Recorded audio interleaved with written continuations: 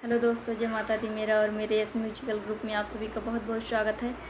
तो एक मैं बहुत ही प्यारा गीत लाई हूँ, जैसा होगा आप लोग कमेंट में ज़रूर बताइएगा। सीता माँ मंदिर में कुछ मांग रही है भगवान जी से, सुनिएगा आप लोग। सीता जी मांगे वरदनवा, अरे सीता जी मांगे वरदनवा, खड़ी गिरे जाके भवनवा। सीता जी मांगे वरदनवा, खड़ी गिरे जाके भवनवा।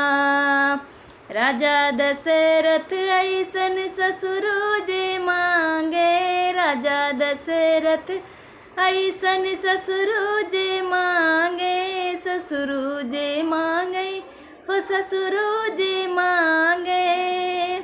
रघुबर मांगे सजनवा, अरे रघुबर मांगे सजनवा, खड़ी गिरे जाके भवनवा।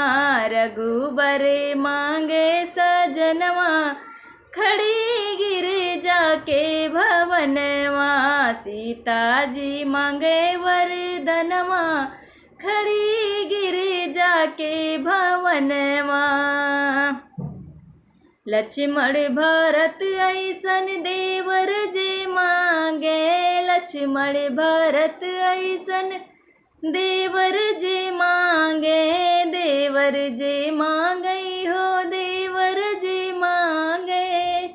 लव कुश मांगे लालनवा, अरे लव कुश मांगे लालनवा, खड़ी गिर जाके भवनवा। लव कुश मांगे लालनवा, खड़ी गिर जाके भवनवा। सीता जी मांगे वरदनवा, खड़ी गिर जाके भवनवा।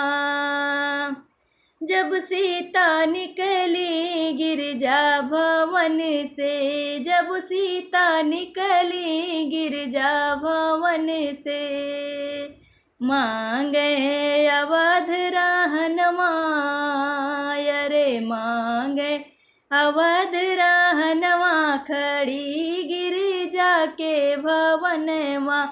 मांगे अवध रहनवा, खड़ी गिर जाके भवनवा। सीता जी मांगे वरदनवा, खड़ी गिर जाके भवनवा।